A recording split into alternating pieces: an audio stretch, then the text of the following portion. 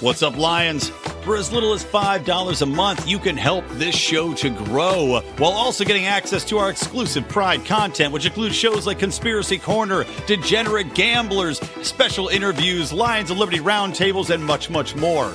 So check that out. Help us grow at lionsofliberty.com/support. I don't know if these dictators wake up at night and they're shaking and shivering. They definitely know who he is. Thinking of Michael Bolton. They have intelligence. Michael Bolton? Wait, what's his name? John Bolton. John Bolton. Oh, I think Middle East dictators do wake up in the middle of the night with a cold sweat thinking about Michael Bolton. The singer or the 10th Amendment senator? I firmly believe that. Welcome to the Lions of Liberty podcast. Here's your host, your guide, your shining beacon of liberty, Marc Claire.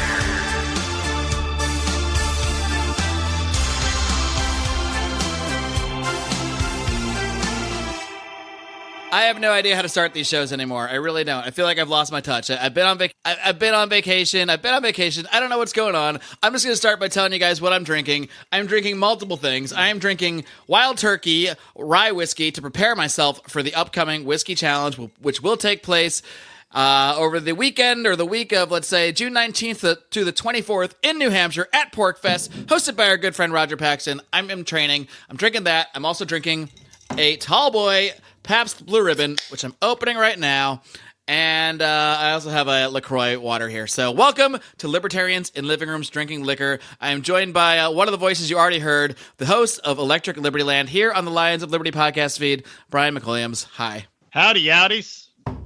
I'm drinking. Somebody's already banging their head against their microphone. That's my Tall Boy. That's my PBR Tall Boy. Nice. I thought you were pulling a Howie Snowden on us. Well, I am here. Yes, hello. Yeah, I'm back from Japan, although I'm drinking a Japanese whiskey. I'm drinking a Hibiki whiskey, which is delightful. Highly recommend it. It is a bit pricey, though, so you got to save your ducats. You can get it at Costco sometimes for discount, like $40. Well, that's good. Yeah, not bad. The Costco membership is worth it for the liquor savings alone. If you like it's worth good it for the gas whiskey, savings. I'm telling you, man. Although you could buy the booze there. Actually, you don't even need a Costco membership to buy the booze there. But it's cheaper than, like, anywhere.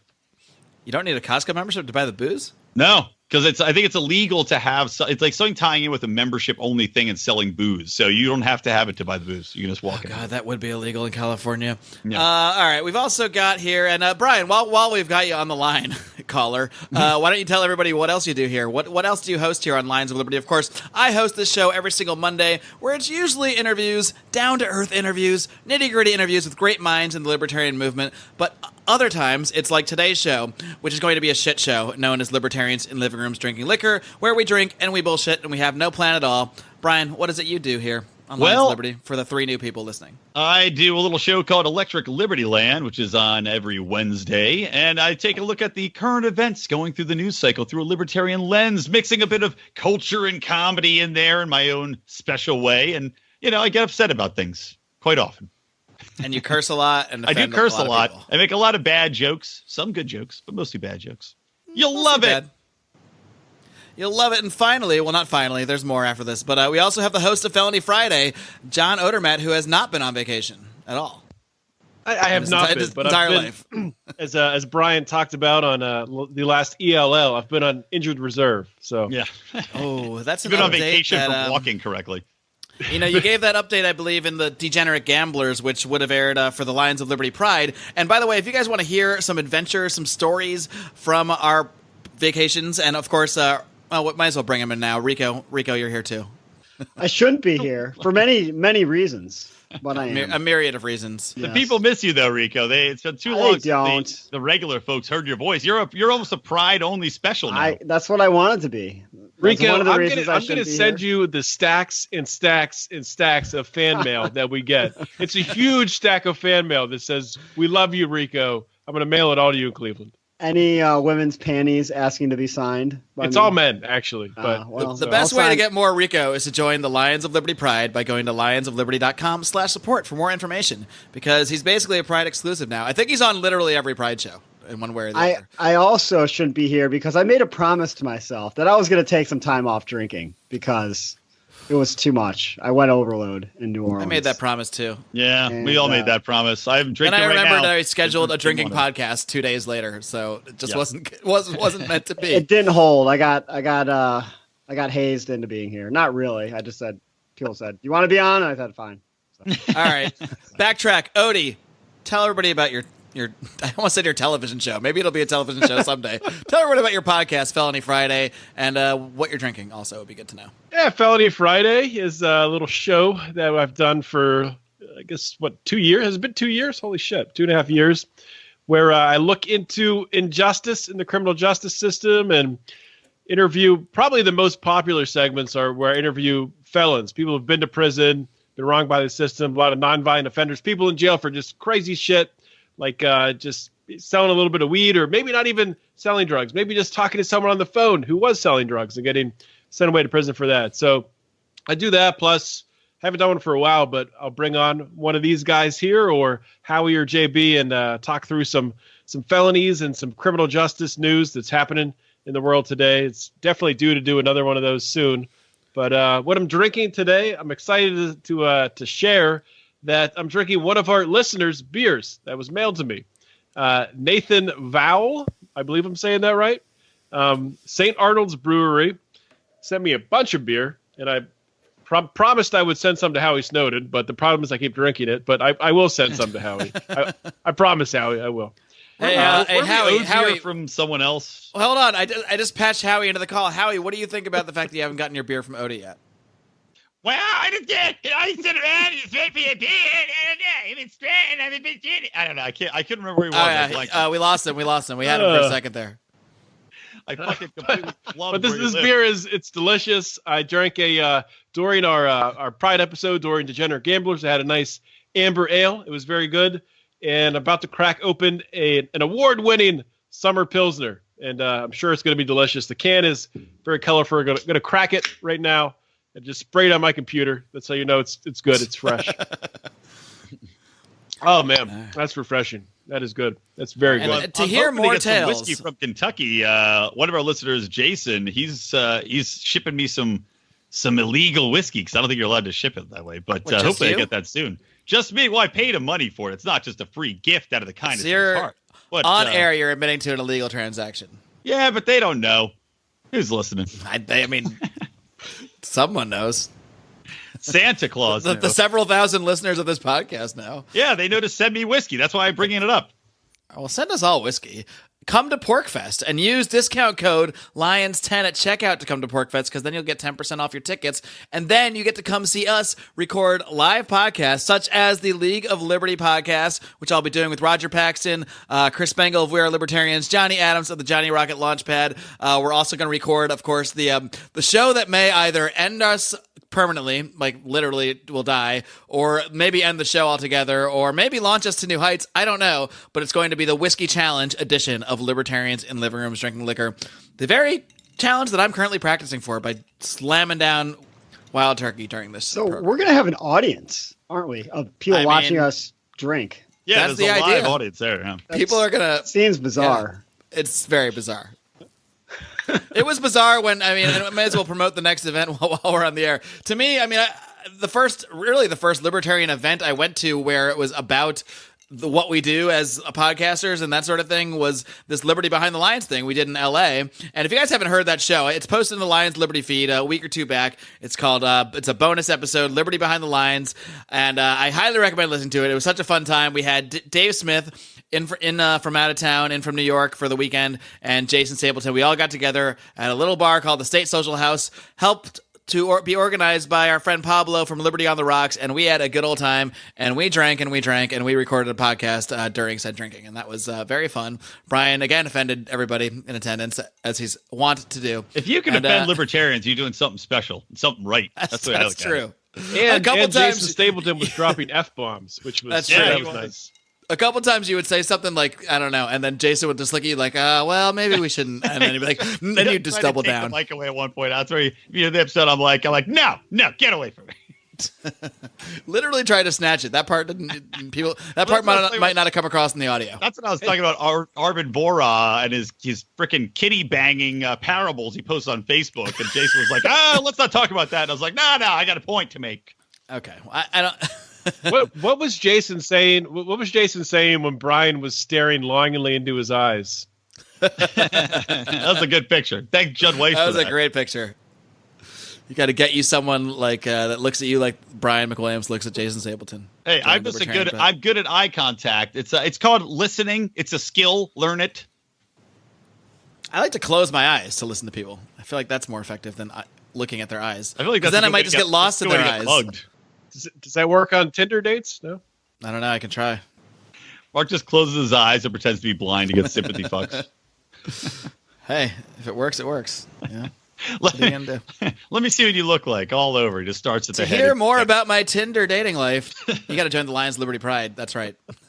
I'm going to plug it every 5 minutes. I don't care. You know why? Because we have a new goal. All right. We just passed $1,100 a month. And that is, after we pass 1,000, that is literally sending us to PorkFest. It's literally paying for our flights, our tickets, our lodging, everything. So we can't thank you guys enough. We have one more goal, and we're only less than $400 away from that goal now. So if anybody joins the Pride for as little as $5 a month or upgrades their current subscription, whatever you do, $400 is all we need to hit our next goal of attending the Libertarian National Convention, which I believe at least me and Odie will be able to attend. I feel like Rico might be able to be talked into a day or two of hitting NOLA again. We'll see.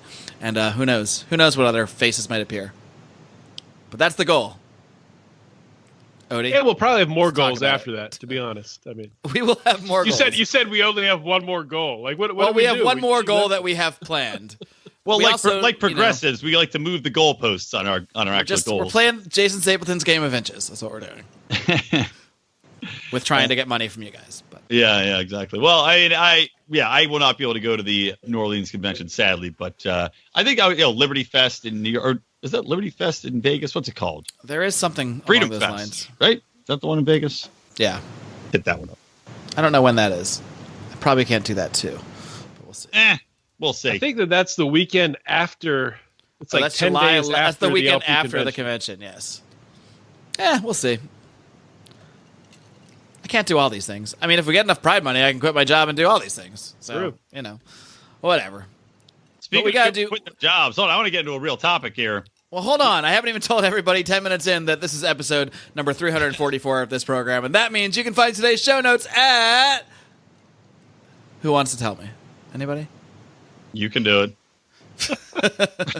For some reason, I thought people would be way more excited to detail the URL for the show notes page. It's lionsofliberty.com/344. You do not need to say / in 2018, but even though Brian McWilliams loves to do it. I like to say / I like to move because I feel like we're making progress. There's one kind of slash we're using. It's a slash. It's just called a slash. People just posting pictures of the guitars for Guns N' Roses on the computer screens. The show notes are when I go back to this podcast after I black out and find out what we actually talked about and then try to post some links to some of that stuff. Also good. All right, since you want to do a real topic, to me, I really feel like we can play an impromptu edition of Trump or Dump for this because there's been a lot of Trump-related news in the last few weeks. So why don't we start with one that I think is probably more of a gimme than anything else? I don't know, maybe there'll be some debate about it. But what about the fact that North Korea and South Korea have met not only with each other, but with the possibly future Secretary of State, not confirmed yet, current Director of the CIA, Mike Pompeo, who Rand Paul has been just annihilating due to his position on the Iraq War and numerous other things such as torture and spying and things libertarians just love and love and love. Well, you know what? Hold on. Let me interrupt you real quick. Think about it. If you're going to have a guy meet with Kim Jong-un, who also loves doing terrible things to people, including torture, why not have somebody else? At least there's something to talk about. Maybe that's the idea. They'll get along. They've got a lot in common. They got somewhere to start. Oh, you like torturing? I love torturing. They just go from there. Counting the seconds till Brian's racist Kim Jong-un impression came out. That wasn't even Kim Jong-un to the extent he will be by the time this podcast ends. I'm not drunk. Have we ever heard Kim Jong-un speak in real life? We just assume what he sounds like, right? Korean. I haven't heard him speak in an English accent. I haven't heard him speak in any language personally, but I don't watch North Korean TV very often. Yeah, where have you seen him speak, Brian? Only in my dreams, Odie. He's making this up. Only by listening to his own impression of him on podcasts he's on. He was at the sex club Brian went to in Japan. Because I walked in and he Kim? was there getting a tattoo as a member of the Yakuza. Is that true that if you have a tattoo, like you can't go to certain like hot springs and stuff in Japan because tattoos are associated with the Yakuza? I had the first hotel we stayed at had the bathhouse, like the traditional bathhouse, for free in the basement, and I was like, oh man, I've been on the plane for fucking 18 hours, whatever the goddamn hell it was. I was like, I just want to go in that bath. And then it's like, no tattoos. I was like, man, come on. Wow. Even like a couple tiny tattoos. Now, well, I guess some of them will give you covers, like plaster. Because you look very Yakuza to me. Yeah, well, that's why. It's because Yakuza associated and then like other things. And so I guess that Japan, I was reading this whole article on it, Japan's in this quandary now because they're getting so much tourism from Americans and from Aussies and everywhere else. I'm like, most of us have tattoos now. So they're like, well, what are we going to do? So it's kind of like a national quandary they're in. Well, I guess the market will decide. Some places are probably going to lax the rules because they need tourist business. Yeah, without a doubt. Tattoo friendly, come on in. And then those tourists are going to get murdered by Yakuza, and then it'll go back the way it was. And then it'll go right back to banning them. So anyway, you could nice say, sorry to interrupt you, but it was too good to pass up. No, I mean, I was just going to say it's pretty amazing that they're not only did they meet with did Kim Jong-un personally meet with Pompeo, but just the other day Trump said that he will meet with Kim Jong-un in person. Which, my God, can we just telecast that whole thing? I mean, that sounds amazing, and I'm pretty sure Dennis Rodman is going to be somewhere in the room during this. By the way, just to add to the insanity.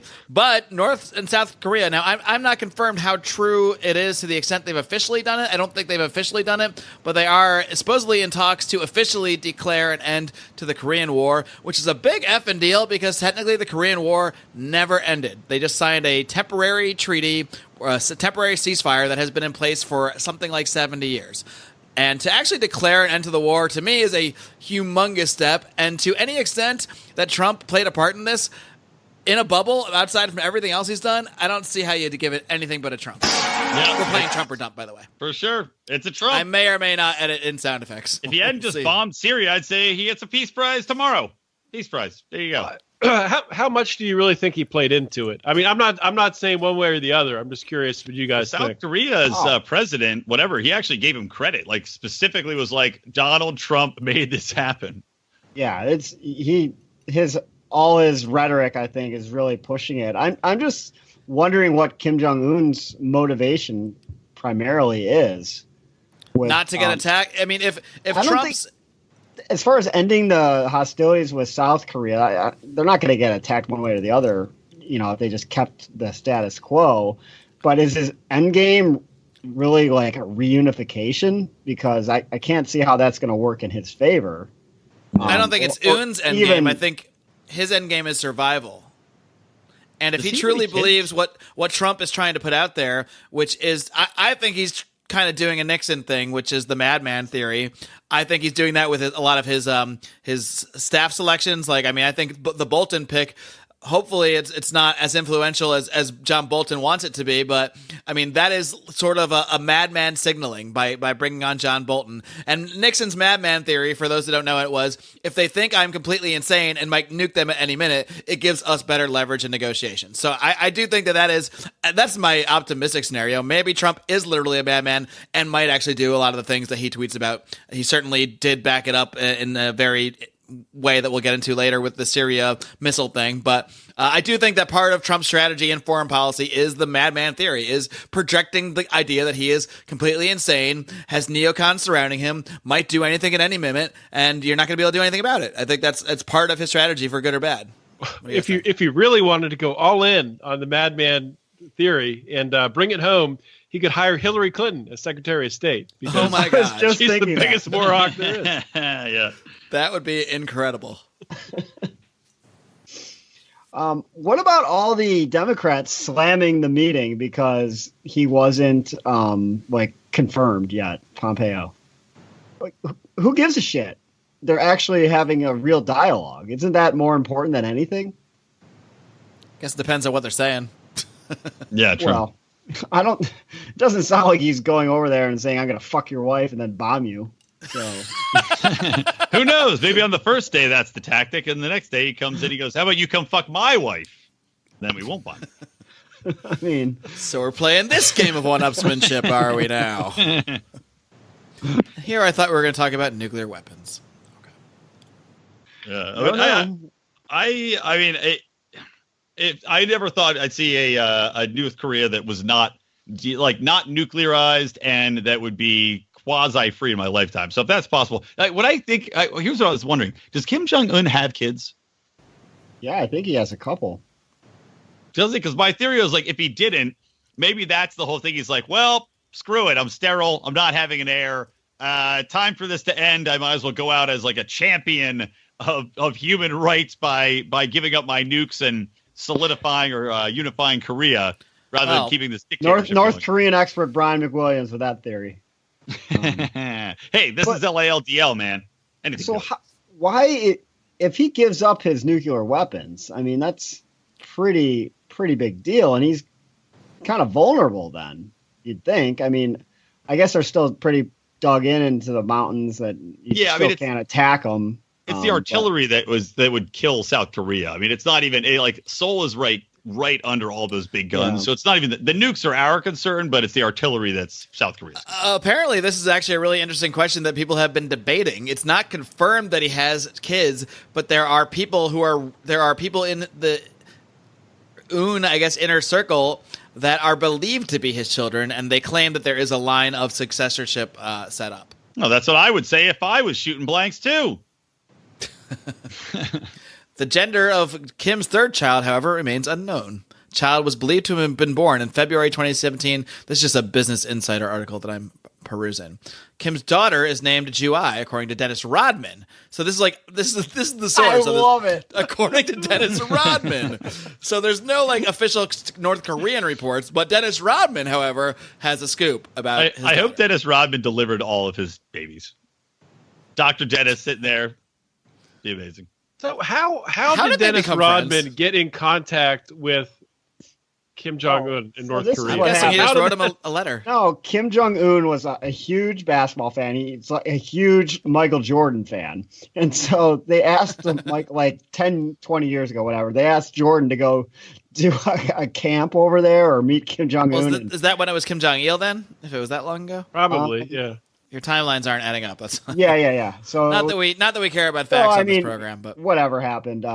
So maybe it was 2011 when Kim Jong-un first came to Bharat. But anyways, they approached Michael Jordan's camp, and I guess they just ignored him. And so they kind of worked their way down the celebrity chain of the Chicago Bulls, and Dennis Rodman was like, "Yeah, I'm in." And there he goes. And a beautiful friendship was made. And now he's the CIA of North Korea. He's giving us all our intelligence. Well, that's where they call him the worm, man. Together. Not only for his rebounding skills, because he can worm his way into foreign governments. Can you just imagine them debriefing Dennis Rodman? They pull him over at the airport when he lands. There's a bunch of CIA guys you need to come with us, and they're debriefing Dennis Rodman. I mean, that has to happen, right? I mean, the government has to be asking him what went on. Oh, there's no way he gets back to America and they just don't question him for hours. Well, probably he's just doing it. Yeah, he's probably arranged by it. He's trying to get his super syphilis medication wherever he has to take now at this point in his life. From North Korea? Kim gets the good stuff? No, I'm telling you, I think the CIA is giving Rodman the good stuff. Super syphilis. Sounds are we in conspiracy corner right now? That is a real thing, by the way. Super syphilis is real. Some dude in the UK has the superest of syphilises, and it's incurable. Just gotta drip his way to death. So did Rodman start a STD chain in North Korea? Guaranteed. Is that the plan? Was that the CIA's plan to send him over, have him have sex with a few women? It's like giving the blankets to the Native Americans. Was that movie a long time ago, Outbreak or something, where they show the dots that just expand exponentially? It starts with the dots on Rodman's head, and then it goes out from there. Patient X right there. And then the North Korean government falls. So Odie and Rico, what do you give it, a Trump or a dump? Oh, Trump. Oh, it's definitely a Trump, without a doubt. And I definitely agree with you guys that Trump has facilitated this.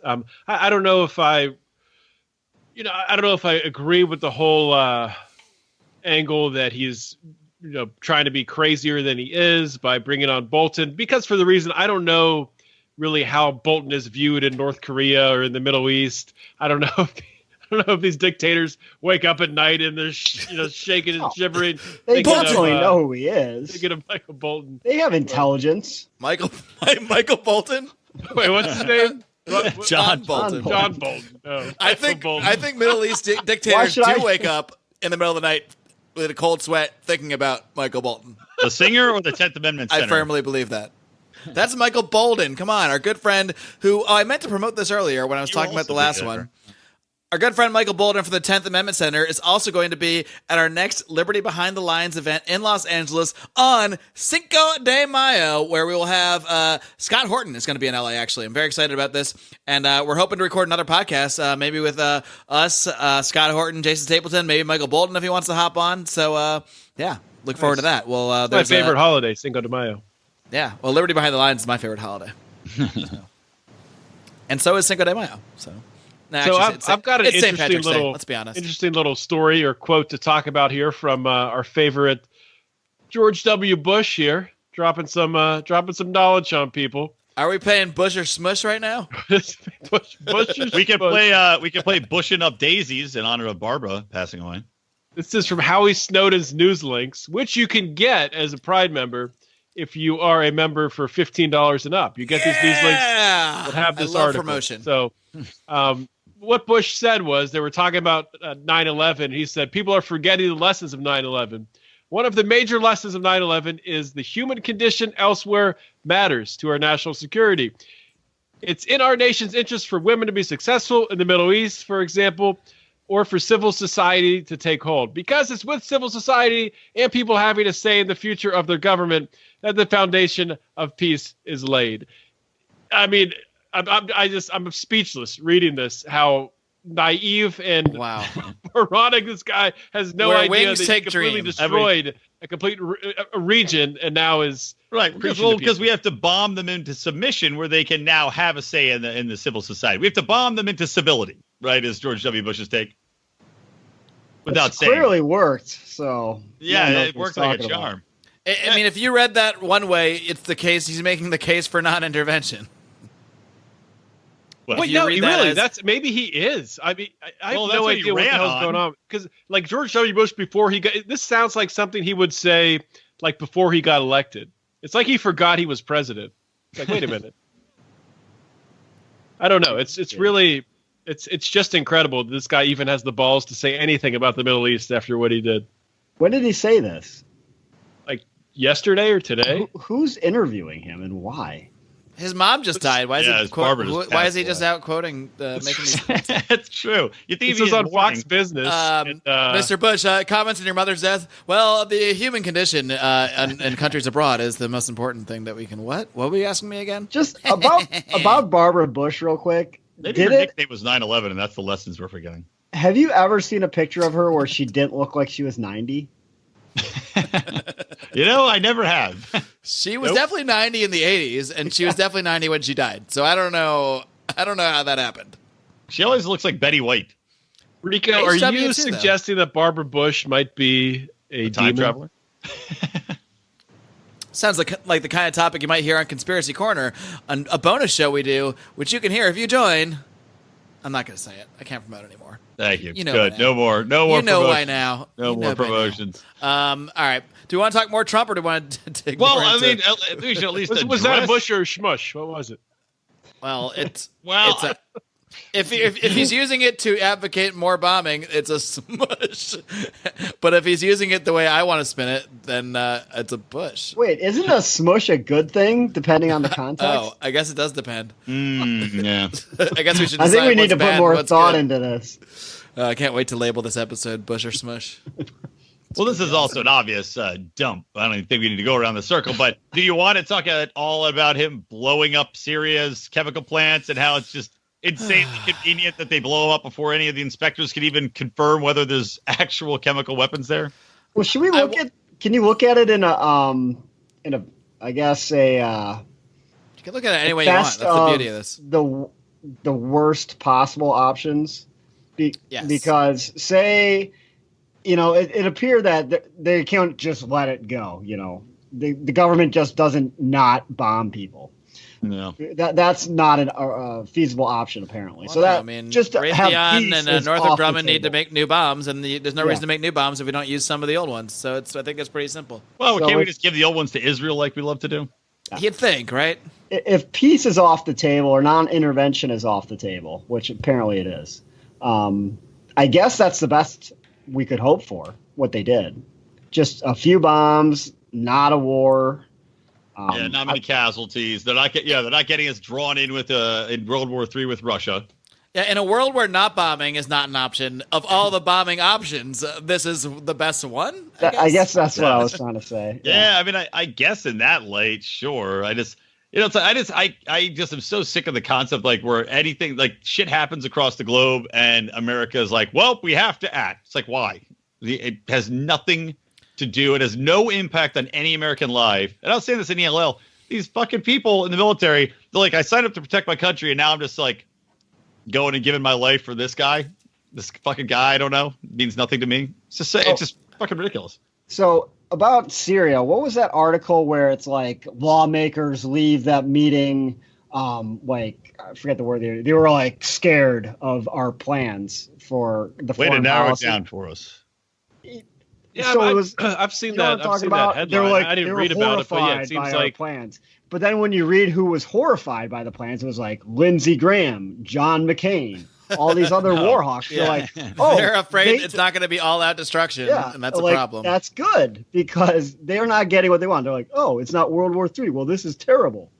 So, there was also the article where it said that Mattis did not want to do any further intervention in Syria without going to Congress for a declaration of war.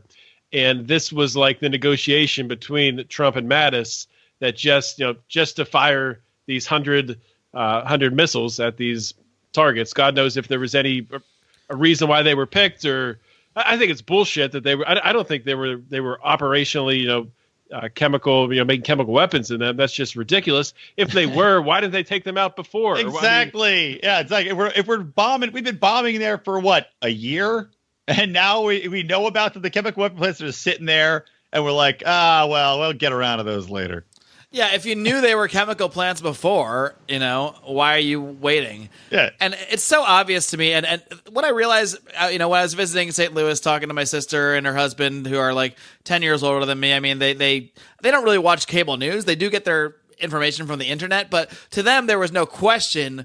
Like, everyone agrees the attack happened. Of course, Assad did attack them. That they start with that base truth in their minds. And I actually brought up, like, we don't actually know that happened. And my brother-in-law was like, well, you mean it might not have happened? I'm like, well, yeah, we don't have like evidence or anything, and there's literally no evidence been presented to anyone. But they take that at such face value before you even go any further.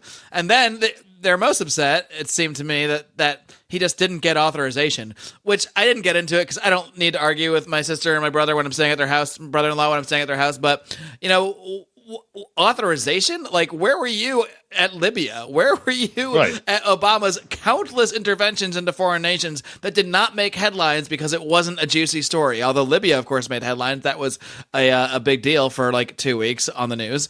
And no one cared. None of these voices that are upset that Trump didn't get authorization to blow up a couple factories were upset when Clinton did it, when, we want to go further back, when HW bombed Grenada. It's all about who is in office now, and that's why I just cannot take it seriously. I'm upset because I'm against really this kind of action, period, overall. But they're upset because it's Donald Trump, and that's what just annoys the hell out of me. Yeah, exactly. So I found the headline that I was looking for. It was Lindsey Graham unnerved after Syria briefing. So I don't know if you guys saw that headline. No. Everything in that briefing made me more worried. So which is exactly the kind of headline I would want to see, because if Lindsey Graham is happy, then we're unhappy. So anything that makes him unhappy, it's good, right? It would play. Yeah. It's like, what do you call it? Reverse Thursdays, Twisted Tuesdays. Fuck you call it? That thing the kids do where it's all reverse. Thirsty Thursday? Thirsty Thursdays is a wonderful time. 40s Thursdays? Isn't that what we used to do? Thunderbird Thursdays? 40 is every day. That's what Edward it was. 40 hands. Oh boy, Edward 40. Yeah, I got to get more whiskey. You should tell the story. You know what? 40 hands. Why don't we tell one story about a real drinking game that we have heard of called Edward 40 Hands? Do you want to describe it? It's the kind of stuff we usually reserve for the pride, but I think this is something we should share. I don't think it's very complicated. Basically, you duct tape 2 40s to your hands, and you can't use your hands until you drink both 40s. Yeah, right? There you go. What if you have to go to the bathroom? What do you do? Figure it out, Odie. You're a grown up. You got a 40 on your hands. I don't know what you're going to do. Where there's a will, there's a way. Drink those 40s quicker. I guess you go to the bathroom before you duct tape the 40s to your hands. Probably. And I mean, how long does it take to drink 2 40s? You should maybe drink 2 40s in, I don't know, less than an hour. Does it take more or less time to finish 2 40s or 1/3 a bottle of whiskey? That's what we're going to find out. More, because 40s are disgusting. Like, you got to drink 2 40s of Hurricane and kind of getting a little warm. Yeah, that's pretty terrible. It's gonna be the lower third of that second 40 that's going to be a really tough one. Yeah. That's when it's just getting nasty. I like how Rico just jumps to it has to be Hurricanes. Well, is there another brand of 40? Nope. Oh, didn't I send you guys $1.75 in college or something? Didn't I send you guys a photo of like somewhere in Florida? I was out with my parents that had like Hurricanes $1 each for the 40s. They still have those? They make them? Oh yeah, dude, they still have them, and I was tempted to be like, pull this car over. I wonder if they taste as disgusting as I remember. I'm gonna buy one just to do it next time I go to Penn State. Just brace for the smooth taste. Was that the logo? Brace for the smooth taste or something, right? Hurricanes. Brace. Did you have to brace for it? For Category 5. You definitely had to brace for it. Horrible. Well, I got Night Train and Wild Irish Rose one night. That was a good time. All right, we're delving off topic, so we're going to take a minute to collect ourselves while you guys listen to this wonderful ad about liberty. My name is Dale Kearns, and I'm running for United States Senate in Pennsylvania as a Libertarian. I'm a concerned citizen who has had enough. I work as a project manager for an electrical contractor in southeastern Pennsylvania. There I manage large commercial and industrial projects. I'm a husband and a father of 2 energetic little girls. I'm running to advocate for a society where my girls have more liberty, not less. Will you support our campaign? Unlike my competitors, I'm not a career politician. I don't have millionaire and billionaire donors. I'm running for Senate in Pennsylvania because I want to take the message to Washington that we want government out of our lives. Will you let me be your voice? Let me be the voice that says we will not walk quietly down the road to serfdom. The voice that says we need free market solutions. The voice that says we need to end the failed war on drugs. The voice who will fight for the forgotten man, non-violent offenders wasting away in prison, and addicts who are afraid to speak up and seek the help they need. We are seeking members for our campaign team. I encourage you to apply. We need donations to help us spread the message of liberty across the state. We can go on hoping for liberty to happen, or we can fight together. I hope you choose the latter and join me today. Find out more at dalekearns.com. Paid for by Dale Kearns for office. All right, and we are back. We're still bracing ourselves, I think, for the joy of Hurricane, but it is, of course, Libertarians in living rooms drinking liquor. I'm here joined by my compatriots, Brian McWilliams, John Odermatt, and this guy known as Rico, and we're drinking, and we're talking liberty. Do you guys want to get back on the Trump train, talking more about some Trump stuff, or we never got to the end of Syria? Well, I've got an overarching question about Trump, because I started thinking about this. I went to the Pennsylvania Leadership Conference a couple weeks ago, which is it's like the CPAC for Pennsylvania. A bunch of conservatives there, also a good amount of libertarians there as well, but more libertarians who vote Republican, like I guess Rand Paul type libertarians. But anyway, there were so many people there because this was right in the middle of Trump talking about tariffs and putting tariffs on steel and aluminum and threatening China with all this stuff, which is still very, very well probably could happen or will happen. And there were so many conservatives just making excuses for it, saying that, well, he's only negotiating. We got to give him room to negotiate. And I mean, you could talk about it, like you could talk about how Trump uses the tariff to negotiate, or how he's using firing missiles at Syria to negotiate, or how he's threatening war against Kim Jong-un to negotiate. The point being is the wake behind Trump, like the Republican Party behind Trump, is going to have no identity, no roots, nothing to stand on, because he's all over the fucking place, and he's basically wiping out And the Republican Party didn't have principles to begin with, but they kind of had some loose things that they tried to at least stand for, at least from a rhetoric standpoint. But now they have nothing. He's destroying all of it. And Trump very well might have, I guess in hindsight, we'll look back and say, well, that wasn't a terrible presidency. Maybe taxes went down a little bit and maybe war wasn't as bad, hopefully. But, I mean, the conservative movement, whatever you want to call that, is probably going to be wiped out. But I think the good news is this should be good news for libertarians because there is going to be a vacuum for people to step in if the Libertarian Party can get their shit together. Thoughts on that? End it. Burn it down. It's kind of like I was saying, man. The outcome could be the real libertarian moment from all this. It's like, even though it pisses me off, be more. That divisive. should have been my ad toss. Yeah. The real libertarian moment to the Dale Kearns. You could change it. Oh, you could move it. No, I'm not. Never mind. You can't move it. Yeah, but I mean, no, exactly right, man. It's like you do create this vacuum because the more people get ostracized by the policies on both sides, the more libertarians look like, it's like we're portrayed as this unreasonable alternative, but it's like we're the most sensible alternative that fucking exists out there, and it's being proven more correct every single day you watch these clowns operate. So, Trump. I agree. Clearly a dump. I'm going to say principled and give it a dump, but I do see some merit in the Rico argument of, this would be worse if it was Hillary Clinton. It would be worse if it was Jeb Bush, John McCain, Marco Rubio. Any of these people I really think would be far more vastly influenced to do something much broader. So I'm not going to defend it and give it a Trump, but I do see some validity to this possibility that he wants to put on a show just like he did a year ago when he bombed Syria. He wants to look tough or whatever, and maybe North Korea is involved in this in a weird way, because he doesn't want to actually attack North Korea because that's a big deal, but he could lob a few more missiles at Syria to show to Kim Jong-un that you're tough and you don't F around. And if we're judging Trump on the scale of, Hillary to neocons, this might be a better result, but TBD, because who knows what's going to happen. You know what? Here's a dump for Donald Trump. He said he was going to go after Hillary, and he didn't. He let it go. I still want her in jail. I still am pissed off about the Clinton Foundation shit. They're being so unbelievably shady. And the Seth Rich thing's still out there, too. It's like, that's what I want to see. I want to see him get, his numbers are rising, his support, even with the serious stuff, people seem to love it. So he's got better support than Obama had at this point in time. And it's like, go after Clinton, man. Go do it. They're already going to try to impeach you no matter what you do. Take this horrible woman down.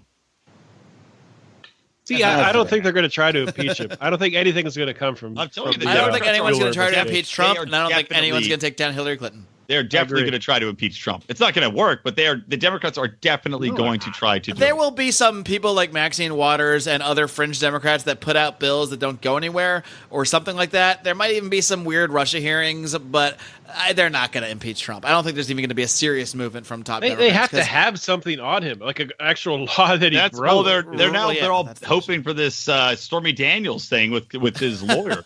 That's what they're all banking on now. All things to impeach Trump. They even said that he's not a target of. I don't know. It's possible he's broken some laws and might get in trouble. I don't see that playing out that way. It's possible, but I really think this is more hysteria over nothing when they could probably focus on, if anybody cared about the Constitution or anything like that, there's stuff they could definitely point to, like, bombing Syria without permission, but they can't do that because they let every damn president do it for 30, 40 fucking years. Well, how about I'm sure Donald Trump has definitely broken laws, but they're not going to take him down on just borderline breaking laws because, for one thing, that's going to point out how ridiculous some of these laws are. It would have to be something, very egregious for them to actually pursue it. Yeah, they're basically at a campaign finance gray area, if that's what they're looking at. That's not going to take anyone down. Obama committed, I can't remember how many violations of these very specific campaign financing laws that were felonies. And he basically said, this is actually what happened. And the filings are like, it was such a small drop in the bucket of our overall campaign intake that what did it really matter? Even though they were all flagrant felonies, and they ended up just paying a $375,000 fine for campaign financing violations that were more significant than anything Trump did through Stormy Daniels, which are basically saying he used campaign money to pay her off. Yeah. So I mean, if that's how far down the well they are, then they're on their last legs with this whole investigation. But well, something's got to come up. Or what are the media going to talk about? Although they all unanimously love bombing Syria. They got to love that, right? Every single outlet loves bombing Syria. They're united. How about they talk about Andrew McCabe possibly being indicted? That would be a shocker. That would be awesome. But where is that? I'm not. Insert the Hannity breaking news little chime right there. Making this Hannity. I hope there's a Hannity podcast so I can catch up on today's episode. I'm sure there is. What's the latest on McCabe anyway? I'm not up to date on it. Well, the Office of Inspector General recommended charges against him, so they referred it to the Attorney General, and I guess we'll see if they actually move forward on it. But damn, what are the specific charges for? Like, what are they going after on specifically? Basically, misleading investigators, perjury. Nice. So he was leaking information, and he said he wasn't leaking information, and then he said he was doing it for a public good. When they found it was really actually only doing it to further his own image. So he's basically full of shit, and they kind of called him on it. But it's interesting because depending on how they look at some of his statements, it also possibly could implicate Comey. Oh, that would be delightful. Did any of you guys see that Comey interview? Which one? Or the one where Comey like interview, as Brian would say? I have not seen it. So. Can we get Brian a thesaurus for names? I don't think the thesaurus will help. Proper names are in a thesaurus, Rico, you idiot. That was a Brian thing to do. Oh, man. What you need is a dictionary. But there's also not proper names in a dictionary, Marc, yes. You idiot. Oh, not for proper names, no. I thought you meant for name pronunciations. I just need a baby book, and I need someone to read it to me. Proper name dictionary. Name book.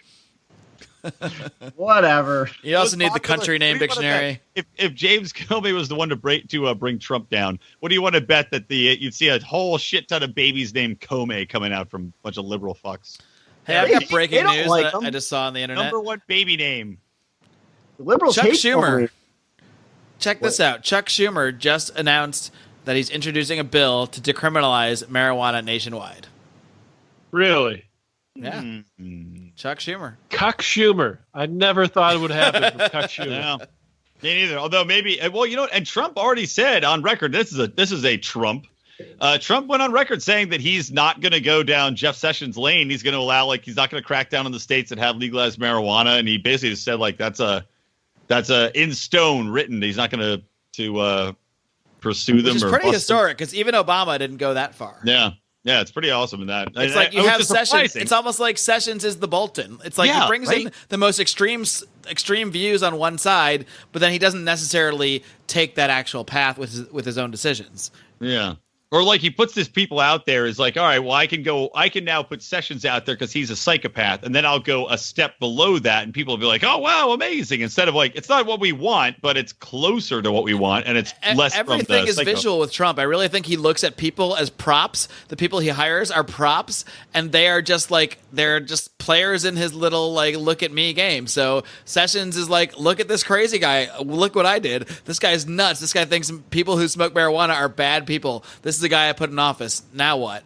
But then that gives him, sort of carte blanche to sort of do whatever, because he can appease the base by pointing to Sessions. But then he can also, he really is paving the way to more legal marijuana than any president ever has. Well, then why isn't Ben Carson beating people up and throwing them out on the streets in the housing and urban development position? Stay tuned. It's early. We got 2.5 years left. He's going to think I can get Ben Carson's going to go through with a stick. Think I can get Cuck Schumer on Felony Friday? I think you should try. Hey, dream big, Odie. But think about it. He even has a quote here. It says, if smoking marijuana doesn't hurt anybody else, why shouldn't we allow people to do it and not make it criminal? Well, doesn't that apply to everything? Yeah. Well, they just passed that FOSTA Act. Not even just the drug war. Every law. Every law this guy has supported for 30, 40 years he's been in politics. So clearly, this is a lesson that politicians most of them just follow the wind. So that's why we need to change the wind and change the way people think about things, because eventually these politicians who are sellouts, who are powerful, who answer to major corporations, they will go the way of the people once the people get so overwhelmingly in certain directions. And at this point, I mean, even older people, older generations have given up on marijuana. They're like, yeah, this is pretty stupid to even like. So that's why it goes this way. So that's why we have to focus on changing people's, quote unquote cheeseball hearts and minds, and not just like, who can we elect tomorrow? Not that that's not a thing either. Well, the thing is now too, the people that are voting, like the old people that didn't like marijuana are dying off, and now the old people that do like marijuana, like they should have used some CBD. They probably live longer. Yeah, well, it's the people born in the 50s, who lived in the 70s, who were big, peace, love dopers. They're now the people that are prime voting age, the baby boomers, That's true. They're like, we smoked, and look at us. Look at us sucking all the wealth out of the nation and leaving. Look you guys at us nothing. destroying the country, huh? We took a big toke on that and left you guys the stems and the seeds. All right, I think we probably will all agree on Trump backing off of marijuana, right? Oh, totally. Of course. Trump there. I'll agree on that and on Chuck Schumer's bill. And also, apparently, Jared Kushner. What's Schumer's? Schumer or Boomer? I don't even know which one's good and bad there. Isn't a Boomer good? Schumer Wait, or Boomer? Schumer or Tumor? Boomer or Tumor? I was going to say Chuck Schumer or Amy Schumer, but Amy Schumer is also terrible. So. That's There's Mary no good Kill. options there. Oh, between FMK, Chuck one? Schumer, Amy What's the third Schumer. there. I'll go on IMDb while you Let's guys are use talking two about real Schumers and a things. Schwimmer. Okay, fuck, Mary, kill. 2 Schumers and a Schwimmer. Amy Schumer, Chuck Schumer, David Schwimmer. Go. That's I'm it. marrying David Schwimmer because he was a good sport about me asking him when Paul Bearer 2 was coming out. And you can hear that full story by joining the Lions of Liberty Pride. That's right. That was in an episode of Degenerate Gamblers that story was told when Rico paid me $20 to confront David Schwimmer in LA bar. I'm marrying Schwimmer. He was not happy about it, apparently. I'm going to fuck Amy Schumer just because I don't want to fuck Chuck Schumer. And I guess I'll kill Chuck Schumer. There you go. I'm killing Amy Schumer, so it's going to take me. I'm with you in killing Amy Schumer. Can I just fuck her after she's dead? This is like a pride bonus. This is the kind of nonsense we do for most I'm pride killing shows. David Schwimmer. That's where I'm at. Oh, come on. Oh, man. Who's going to be Ross the Paul is a Bearer? hilarious He's a horrible character. Who's our watching friend. Ben? He was horrible. That's the point. He's supposed to be horrible, though. He was It's like too a bad horrible. guy in wrestling. You can't be He mad at tried being too hard bad. to be horrible. He tried just hard enough. All right. Well, Yeah. should we talk more about the performances of David Schwimmer over the years, or should we talk about anything else? I've got nothing else. What do you guys got? I guess we'll give him Trumps for McCabe too, right? Anybody that goes to jail for corruption in the government is good to me, if it happens. Well, he's not going to jail. No, but all intergovernmental fighting, I give a thumbs up to. But it would be great as if he was indicted and then he started to kind of, cooperate with the investigation. Like everyone was all like, oh no, they invited Paul Manafort and that other fucking idiot that didn't really have any involvement in the Trump administration. They were saying, oh, those are the dominoes that are going to fall in the Russian investigation. Well, I think Paul Manafort is just a political scumbag. Right, I mean, no, I he's been in understand bed that. with He's always been a Democrats, scumbag. Republicans, all over the place. I understand that, but like that's how they were playing it up, the Democrats, when he got indicted, even though he wasn't going to have any information on anything. But if McCabe is indicted, then he's actually a source of information regarding all this underhanded shit that went down in the FBI, where they could actually interview him. God knows what they could find out about the Weiner investigation, and you go from McCabe to the Weiner investigation, then from that to Hillary, and then it's like the outbreak investigation all over again. Boom, boom, boom, boom, boom. You're following my train of thought. Ish. I think we all have to stop and think about that. He's a domino. play He's a domino that could fall in the deep state, is what I'm saying. And he provides information that could cause another domino to fall. So, I mean, ultimately, is there any chance that Comey's not going to end up in jail? I mean, that's just not going to happen. But certainly those memos that he was leaking one that he was making, then leaking, because that whole story was bullshit, because he testified, I think, that he made 6 memos, and 4 of them were classified, but I forget the exact. Well, they just released those to Congress, by the way. Then he released 4 of them to his friends, so the math necessarily made it that he released classified information to his law professor buddy to kind of take down Trump. Right. Yeah.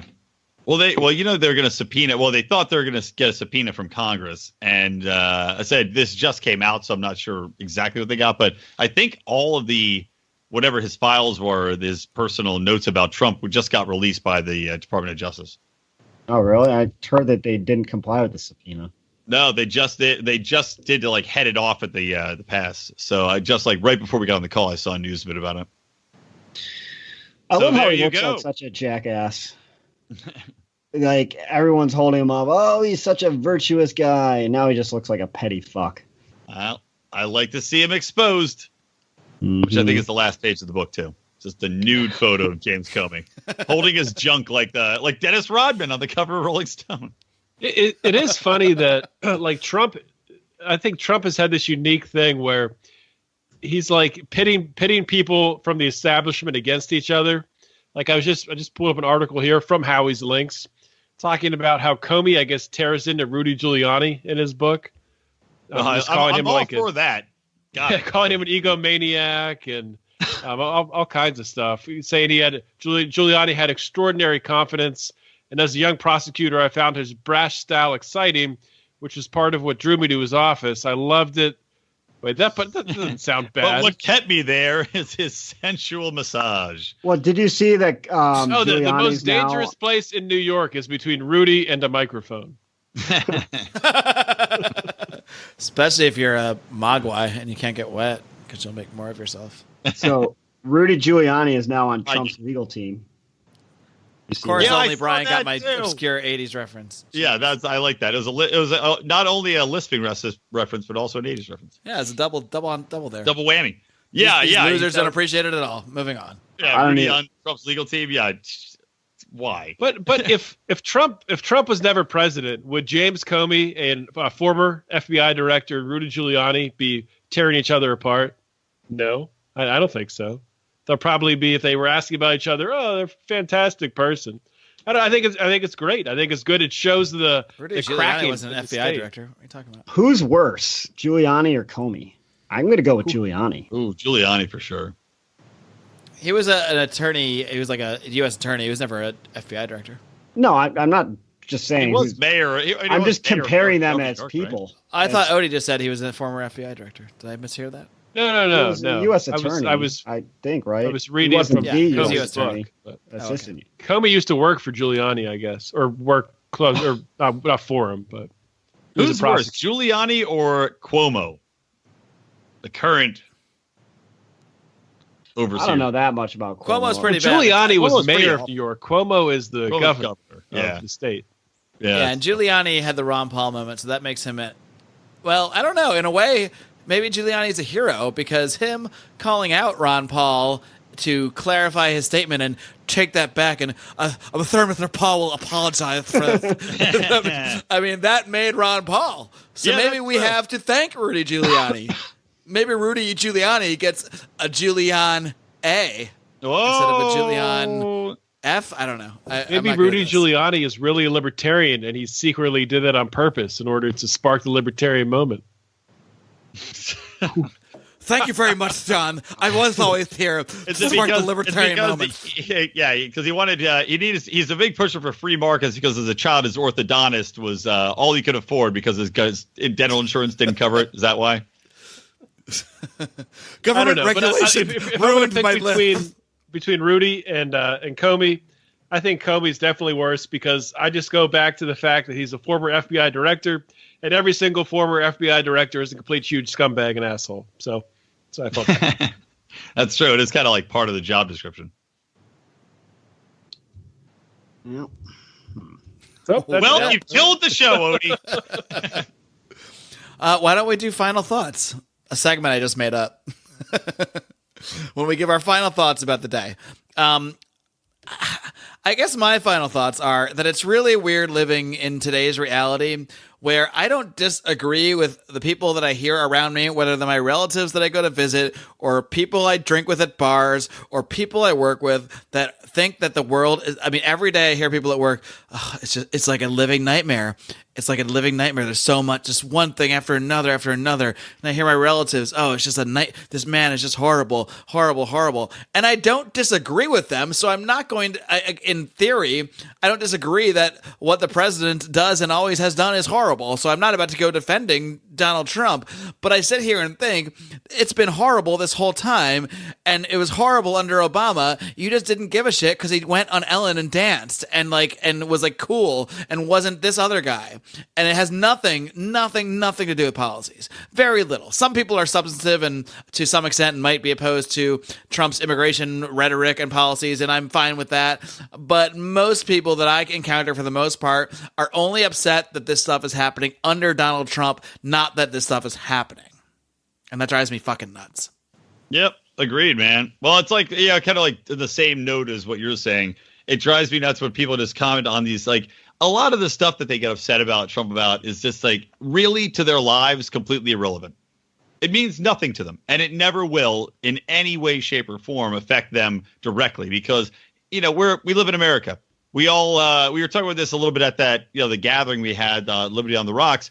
But Americans Americans all have too much to lose. Why? Because we are living in the most prosperous country in the world. Everybody here is still living pretty goddamn well, and people just have, you know, you have the luxury of fucking posting on Facebook and making a big stink about stupid bullshit all day or posturing about social justice issues that are non-relevant to 99.9% of the population. And that's my final thought is this. I want people to shut the fuck up and focus on things that are actually of all people to tell people to shut the fuck up right here. Exactly. But this is my point. And focus on what actually matters. Like not getting into wars, like bringing troops home, like reining in the constant war state that's going on. That's what I want people to start focusing on, like ending the drug war.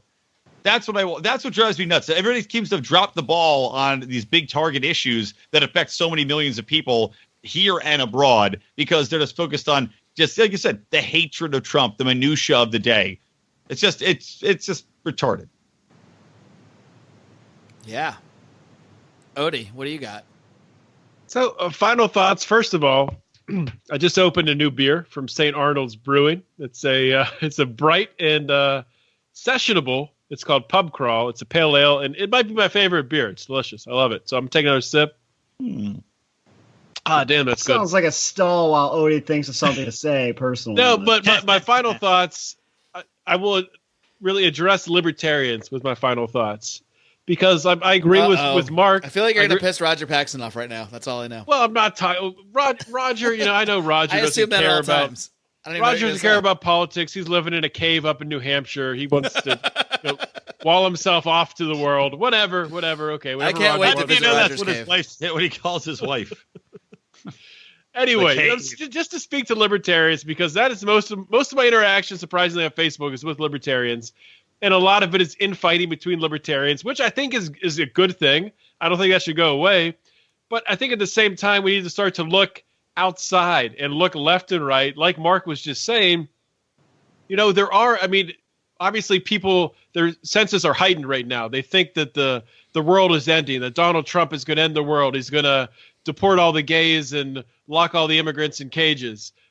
Well, none of that is happening. At least people are aware right now. So we need to use that awareness to raise their awareness to things like the war on drugs, how they're actually locking people in cages for consensual transactions and using a plant, things like that. I think we're making progress there, and you know, reaching out to people on the right for things like tax reform and helping these people on the right to understand about how tariffs are terrible and bad and are going to end up costing consumers more. So I think libertarians need to act as unifiers to bring people together because we are in the middle and we have issues on both sides where we can connect people. And we need to start doing that because if we don't start doing that, then it'll be like the last 30 years where we're just kind of here.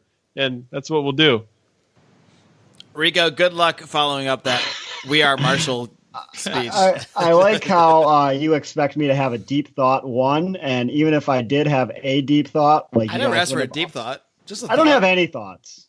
Just Marshmallows are delicious. I wasn't even supposed to be on this show. I wasn't. I just keep thinking that was it Clerks? I wasn't even supposed to be here today. So it's true, he wasn't. Strangers who meet me, stop ripping me off. That's my deep thought. And to hear the outline of a story about that, you should join. What should you join, guys? The Lions of Liberty Pride. That's right. lionsofliberty.com/support. But seriously, guys, for even those of you that don't send us a dime to support this operation, thank you all for listening, for downloading, for joining us not each and every week, but 3 times a week for all of our programs, because you are the reason we keep doing this ultimately. The fact that those downloads keep increasing, the fact that we know we're reaching people, the fact that I can go to an event at a bar in California and human beings want to take a fucking picture with me is so ridiculous. And me and Brian had pictures with picture? people. What were we doing? And by the way, shocking side note, there were 2. I just say this because it's amazing. Because I think everyone's blown away. There were actually 2 very, very attractive girls that came to our meetup. That flew. One girl flew in from Seattle, and one girl flew in from Alaska. Just to come to that event. I didn't meet these women. Not true. No, I shit you not. They were both really. I met the guy that flew there from North Carolina. They were both super cool. Yeah, North Carolina. I guess I was talking to the wrong crowd. To LA for this event. Yes. I was talking to the guy, or South Carolina. I was talking to the guy from South Carolina for a while. He was a cool dude, bald like South me. Carolina. I was talking to the guy from Phoenix. But no, I like how we're calling him the guy when surely he's listening because he's that big a fan. But I forgot your name, sir, and you're awesome. Well, it's weeks later, and I do apologize that I forgot. Wait, are you sure they weren't flying to see like Dave Smith or Jason Stapleton? Or, no, they came in to see. Well, it was for the event. Okay, there, like that couldn't have been the only reason they went. No, these 2 girls flew in just for this. They're both super cool, and it was funny because I told them I was like, I figured you were just like. Coming up with the ones we were talking to on the balcony when I was hanging out after I was. We were talking on the balcony, and they're like, "No, we're here. No, we're libertarians. We're here for this." I was like, I literally thought it was a joke for like 10 minutes. I'm like, no, but seriously, tell me another tale. Exactly, who's paying you to be here. So funny. and they weren't the only 2 either. There are other women there. They're also very attractive. I'm just singling those 2 out because I happened to see them. They got there early. So that's why I thought true. It was double there are many ladies of liberty, more than you would think. More than you'd think, yeah. More than you'd think. I thought it was 0, so that's why it's more than I would think. But it was just, it was pretty funny. All right, well, I think we've gotten through all our deep thoughts, all our thoughts deep and otherwise, and it's been fun, kids, and oh boy, what's going to happen next? I'll tell you what's going to happen next. You're going to go on Facebook and find our invite for Liberty Behind the Lines and come on Cinco de Mayo to see us, to see me and Brian, to see Scott Horton, Michael Bolton, Jason Stapleton. Hopefully we'll record another podcast. And now you know that women fly from all over the country to be here. So there's plenty of motivation for people to come check this event out. We're hoping to make these semi-regular. And until next time, don't forget to tune in this coming Wednesday to Brian here's little program, Electric Libertyland, on this very same podcast feed, the Lions of Liberty feed. Hit subscribe. Also, so you do not miss John Odermatt this coming Friday on Felony Friday. And to hear more Rico, you probably got to join the Pride or just come hang out at Porkfest. These are pretty much your options at that point for more of this guy.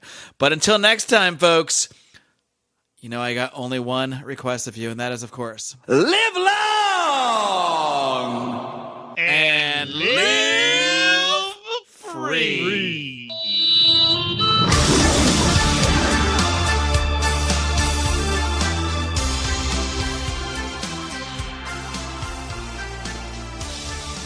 Wow, we're actually like in sync. I'm tired. Because I didn't rehearse. I learned a lesson at the beginning of the show. Don't rehearse the thing, just do the thing. Exactly. Just do it.